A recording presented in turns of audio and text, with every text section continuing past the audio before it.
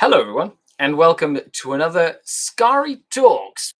Skari, your grateful host, and I hope you're all having a good time.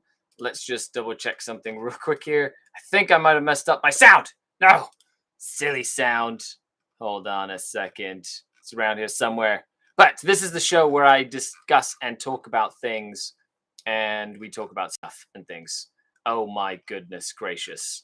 This is ridiculous. Anyway, if you can't hear me, that's no problem. I will do my best to make sure that everything is fine and dandy. Welcome. Last week, we talked about... it sounds good? Okay, good. Last week, we talked about cheating in Warhammer 40,000 and a statement that was released by the WTC, the World Team Championship. It's like the governing body of the FIFA World Cup of Warhammer 40,000. That was a very interesting topic. And that got me thinking about what I wanted to talk about this week.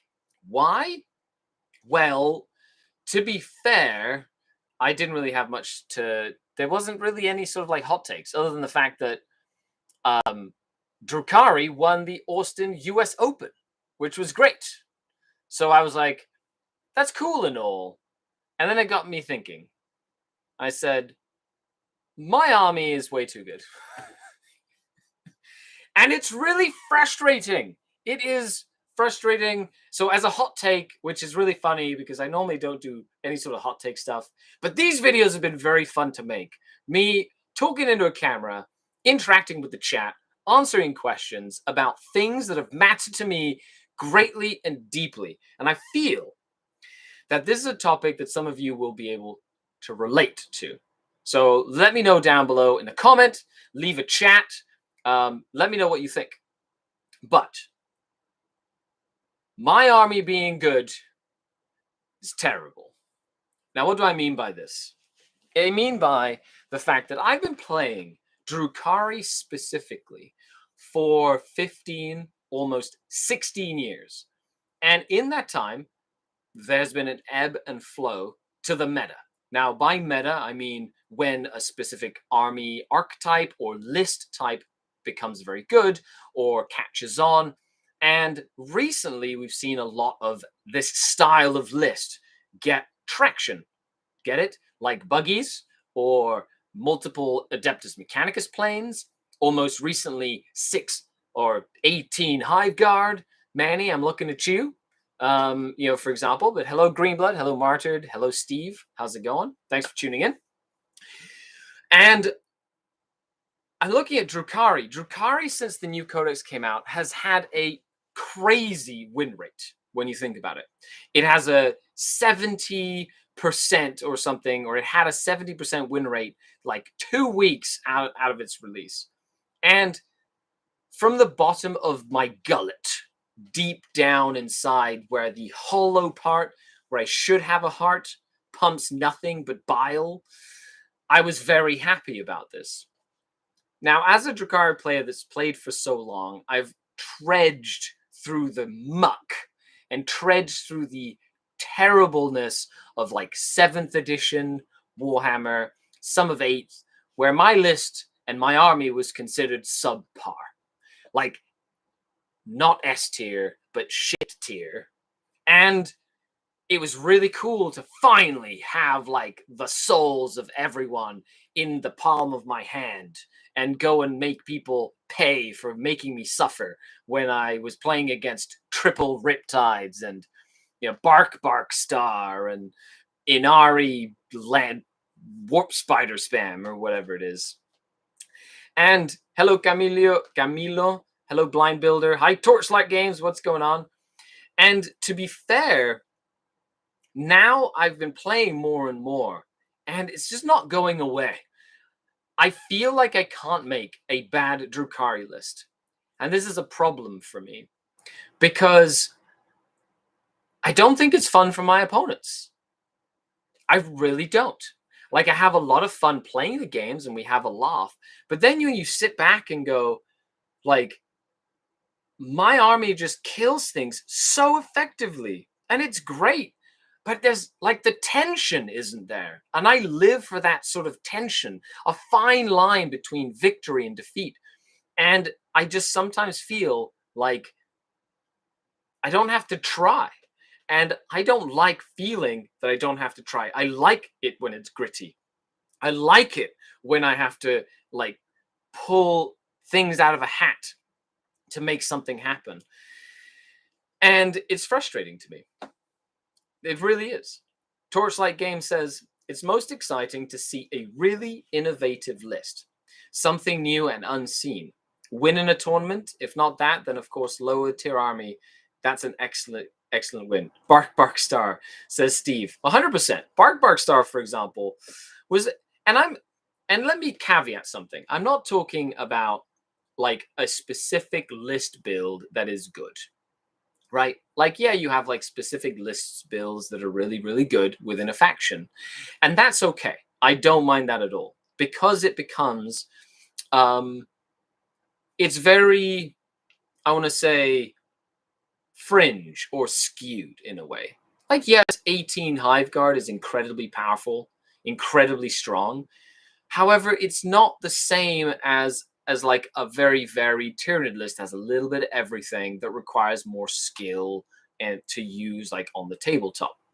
And I feel like as a Tyranid player, I could make a list that has a little bit of everything, and I would love the challenge of putting multiple different things on the table that impact the way that I can play the game.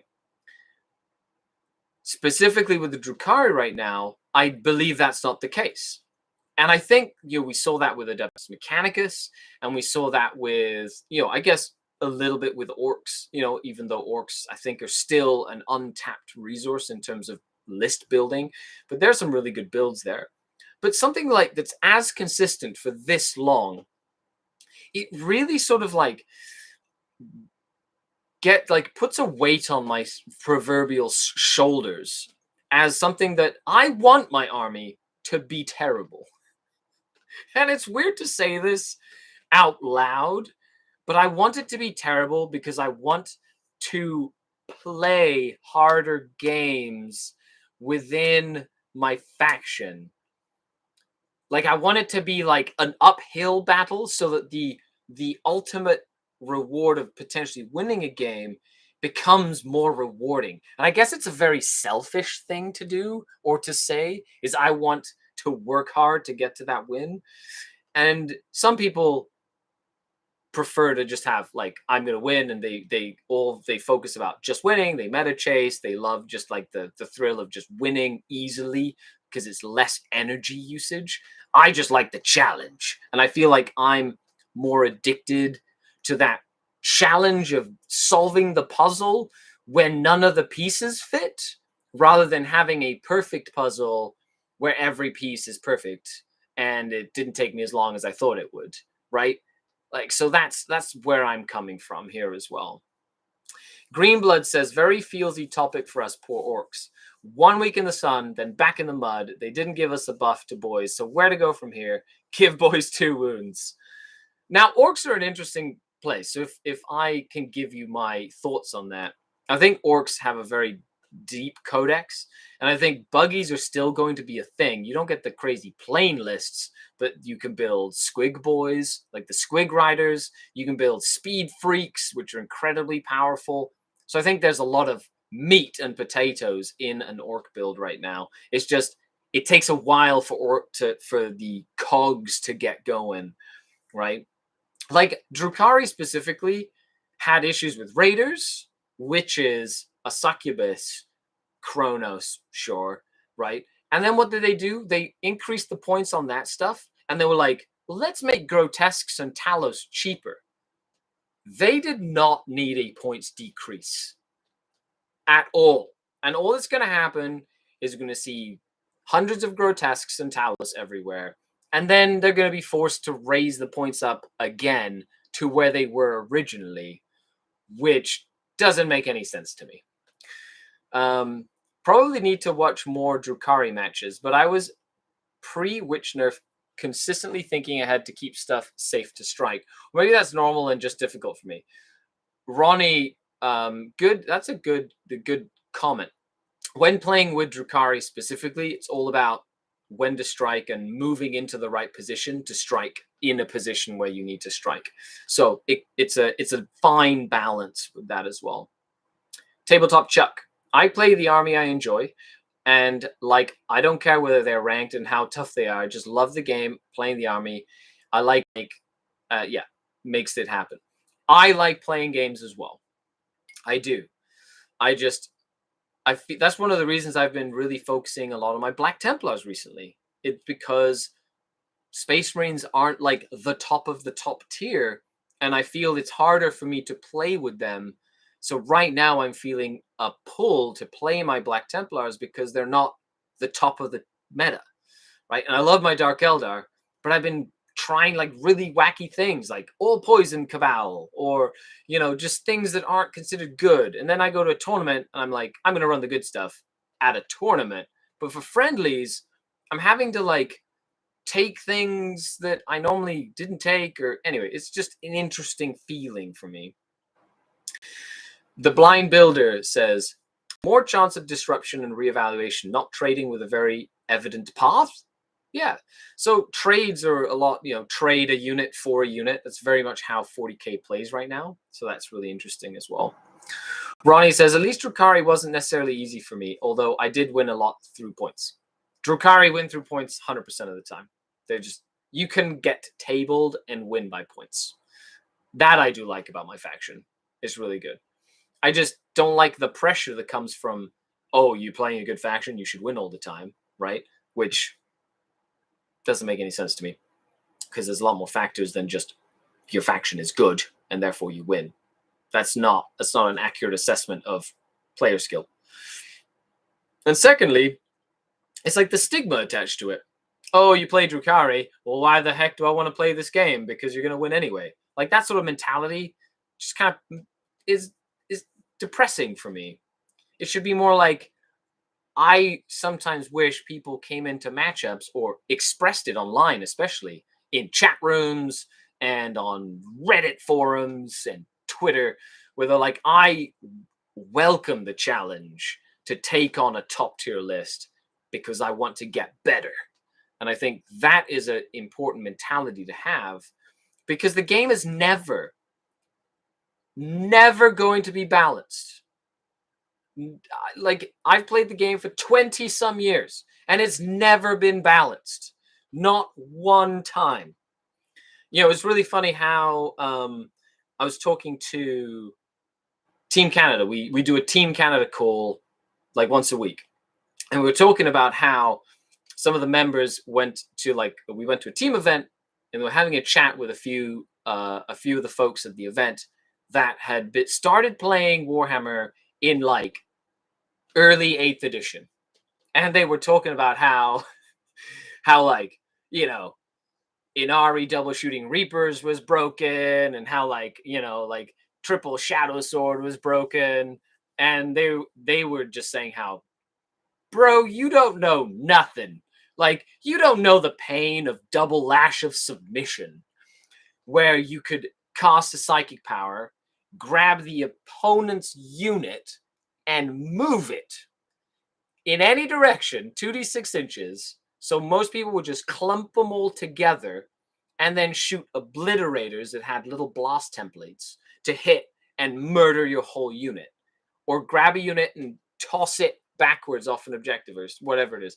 Lash of Submission was busted. Like, that Chaos Codex was amazing.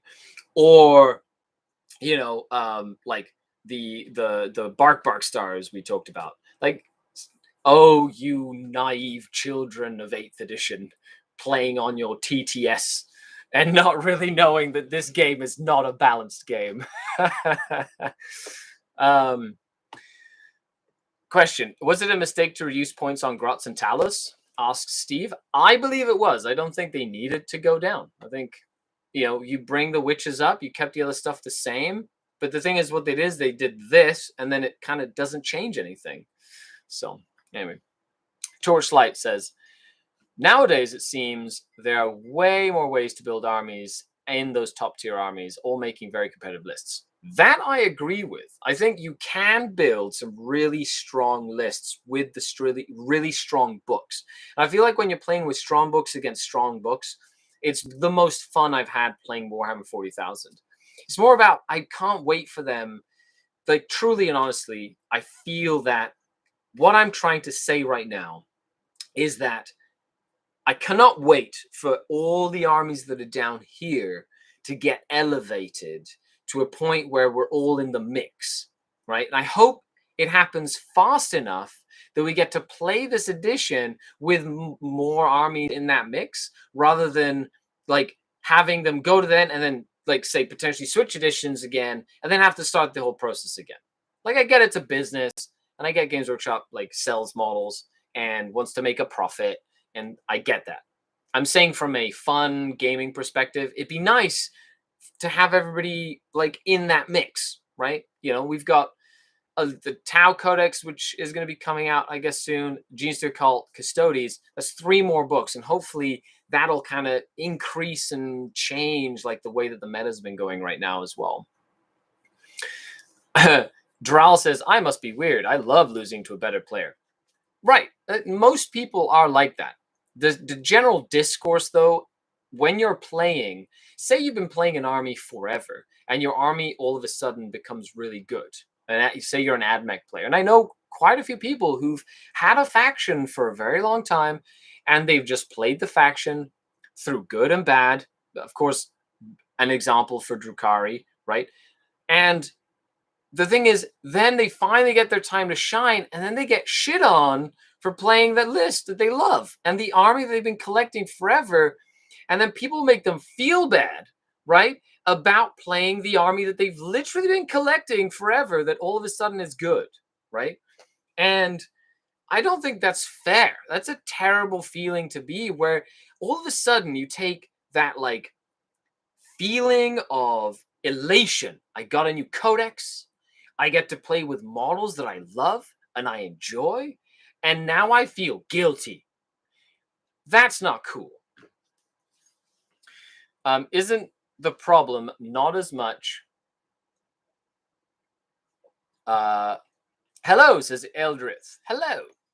What changes would you like to have in our faction that could bring balance without dumping the faction to the bottom? See, and that's the balancing question. How do you change the faction without overchanging it and then making it take a nosedive in the meta? Well, for starters, is you don't increase points and decrease points. You just increase the problem points and then wait. And I think one of the biggest issues to this is the digitalization of rules and updates. Because if Games Workshop had a living document that was like the balance, but they updated it, say, every month, right? And every month, every 4 weeks, they could tweak it. And it could be tweaks of a few points, multiple points, FAQs, and they could just have people in the know. There are hundreds of competitive players that would gladly do this for free to make sure that the game balance would remain balanced. It's a lot of work, but I think it could work. And I think it would have to be a living document that would kind of go up and down, and the ebb and flow of months and weeks and stuff like that as stuff like that. But I hope that answers your question. Nico says, I hated playing the Lash of Submission Chaos list. I hated playing against it. Jasper says, isn't the problem not as much with points, but the sub-factions? Spamming Grotesque and Talus is not even close as strong as it is with -1 damage. True, but you exacerbate those issues when you don't let something kind of pan out. So they could have increased the points for Succubus, Witches, Raiders, left everything else the same, and then seen what happens. Right? Like, I wouldn't have just jerk reaction and said, you know what Grotesque need? 5 points off. You know what Talos need? 10 points off. Alexander says, how can they sell more Talos? You know, at the end of the day, they might be making decisions based on monetary and financial gain, looking at like what's moving and what's not. And they're a business, sure. I have no issue losing to a better, quote, player, but losing to the pre-nerf orcs or AdMech wasn't about skill, it was about rules. Fair enough. A-Life says, as someone who plays one of the lower tier armies, it helps learn the game. Correct. You have to learn fundamentals to be good rather than be banned by overpowered units and armies. Skari, Canadian playtester, hashtag. I would definitely be a playtester. And I wouldn't charge a dime. I would literally do it out of the goodness of my heart because I want the game to be balanced. Games Workshop, I hope you're listening. You can clip that and send it in an email to Games Workshop. I would like to be a playtester, Games Workshop. I've asked many people, but nobody has found it in their interest to allow me into any of the circles because I feel it's a very closed group that doesn't like adding new people. White Crow says, the other day, I played a small 12-player tournament with Drukari that I always played, and I lost the game for the first place to Orcs. I lost 500 points in the first turn. Orcs definitely killed Drukari, that's for sure. They're like, rock, paper, scissors wise, they have like one of the best like ways to murder Drukari, so you have to be careful. As someone who plays one of the low... Oh, never mind. I'm happy Drukari are strong. Honestly, I think that they feel very fluffy. I'm happy to see that they represent what they do in the lore. I agree with that statement, White Crow. I do. I think Drukari and most of the armies that they've released recently play very loyally to the way that their faction is supposed to be played. It sucks when people shit on you for playing a faction that you love because it's good. Right? It just doesn't feel good. How many influence do you think is made by Games Workshop execs towards the rules making to a unit? High stock. I have no idea. You're asking me to take a wild guess, and I cannot answer that question. If only there was an app for that. Happy birthday to Tanya, the War Mistress Gates. Yeah, happy birthday to her. Make sure you check her out. Be Nice Roll Dice on YouTube. Yeah. As a Drukari player, you do not feel guilt. You revel in the other player's pain. That's right. I have gathered you all here as a trap, and now you will all pay with blood. Honestly, this sounds like Space Marine players who did not like that another race experienced what they had. That's right. Aha! That is true. All Space Marine players, nobody can be better than the Space Marines. Ronnie says, we have players who have like every army, and yes, them buying the best list makes me cringe. We also have to have players that main one or two armies, and I'll support them 110% if the army gets OP. Thank you. Hello, Skari. What about not allowing to mix sub-factions, says Didier. That's an interesting idea. In terms of list building, I honestly love the idea of, especially with Dark Eldar, mixing Coven, Cult, Cabal, it fits. I think the real Space Raid should be the only way you could mix it, personally, but that's just me. Blighted Legionnaire. Happy playing my Craft World even now. It feels I can't take the hands off the throttle, even in casual games, which is a shame. That is true. Even in casual games, it's a little too hard to play with Eldar sometimes, but they still have some teeth.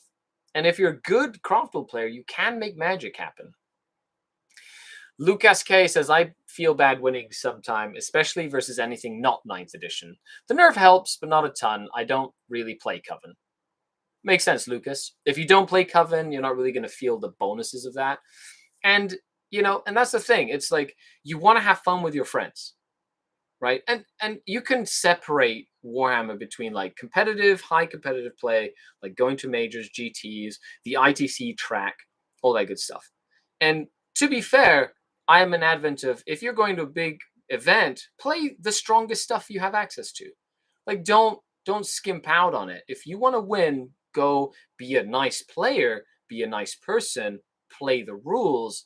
Don't be a cheating asshole, but play a strong list.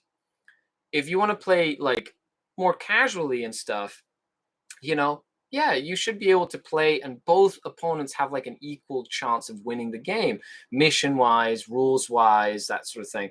And so, kind of build something into the factions that kind of allows that. That's why I like Crusade. I really like Crusade. And to be honest, power level, I find is a lot more balanced than points in a lot of cases. I feel like they've done a good they've balanced power level really nicely. Like I played John the Cron in the battle report that released last week, which was his Necrons versus my Drukhari. His power level was like 94 power. My power level was like 115 power. Like I was literally like 20 power level on top of that. Points wise, we were both at 2,000 points. However, if we played power level, he would have, had more like stuff to put into his list, and I feel like would have balanced the game better as well. If you're at a tournament, no one should reprimand anyone playing top armies. I believe I just stated that. Yes. Shuckin' Fitz says, "Is that an Eldar Titan in the background?" That is 3 Eldar Titans in the background: a Revenant Titan, a Phantom Titan, and a work in progress Revenant Titan. That's right. The more you know. She's fun to watch and a great painter. Absolutely. Tanya, that is.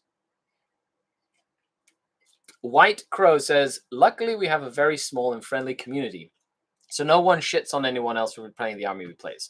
Surely there are other players, totally different situations." Yes. But let me know in the comments down below how you feel about this specifically. I really want to sort of like start a discussion, because I know, like personally, I love the fact that my faction is very good right now. But I feel burdened that my faction is very good right now. Not necessarily because I feel bad for winning games. I like winning games. I don't feel bad for my opponents. I try and give every opponent the best game I can. And I like putting myself into situations and trying to get out, or playing a list that's not considered the most competitive meta list. However, I feel burdened for that fact of like just the constant discourse of like getting thrown out there of like why it's too good and stuff like that. And then a little disappointed when a balance update doesn't really do anything to balance the issues of a faction. So I'm curious. Let me know what you think down below. Release the Khan. I know you have him in some racing arena somewhere, says the blind builder. Never. We like having a Primarch in the arenas. It's fun. It's fun. Donald says, "Is Ninth about taking 1 or 2 units and spamming the hell out of it? As most lists seem to follow this idea." So Donald, the idea of spamming a good unit is not new to 9th edition. That's just a efficiency thing. If there's one unit that does something or multiple things very, very well, you take as many of them as you can, because they're the most efficient use of points, right? So you get the ability to do missions or kill stuff or whatever your strategy is in the game. So spamming them or taking the maximum amount of the thing that you like or is good is not a new thing to the game whatsoever. Dark Eldar and Orcs armies should be allowed to mix. That's how they are in the lore, says Daniel. I agree. In Crusade, everyone wins. I love Crusade. I'm going to do a whole, I'll probably do one of these Skari talks on how I love Crusade and why Crusade is the best way to play Warhammer 40,000 ever. And I enjoy it so much. Sebastian Marengo. Hey, what's going on, Seb? Nice to see you, bud. Competitive Wargaming says, "It's not fun stomping others or getting stomped. With the nerfs to orcs and toasters, there is at least a game. It's not over by doing the dice roll for the first round. There is game with Dark Eldar." Fair enough. Should troops also get a limitation on how many you can take? Maybe a bit higher than other units? I don't know. I'm curious. In terms of force organization and stuff like that, personally, when I build a list, I self-impose a lot of things on myself when I build lists to make my lists more varied. But I also create content. I film videos. I want to make sure that the games are entertaining and they're not just like blowouts, So I try and take a variety of units and use units that are not used very often, like beasts, for example. No one should be made to feel bad for taking the army they like. I agree. I think you should be able to play whatever you want, however you want to play it, paint it however you want, with any lore you want. It's a hobby, and we should all be okay with that and not be dicks about it. Hoping for Aspect Warrior themed Crusade rules.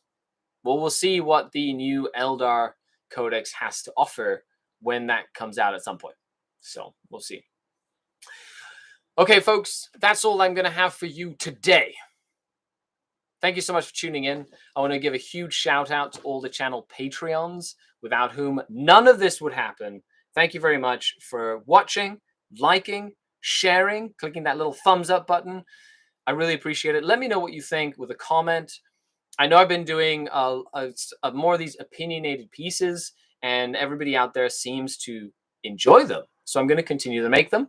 Make sure if you have a topic you would like me to cover on next week's Skari Talks, let me know. Let me know down below. What should I? And if you see one you like in the comments, upvote it so that I see it more frequently. Other than that, it has been amazing. Don't feel bad for playing the army that you play. And if somebody's being a jerk to you for playing an army that you play, tell them to F right off, okay? Especially if you've been collecting, putting your heart and soul into a faction, and you've literally been, like, really collecting it and making it a part of your life and everything you do. You know, nobody should make you feel bad for playing the army that you play, even though it is incredibly good and overpowered at any one point in time. Other than that, I've been Skari, your grateful host, signing off until next time. Skari out. The Dark Kin. Bye, everybody.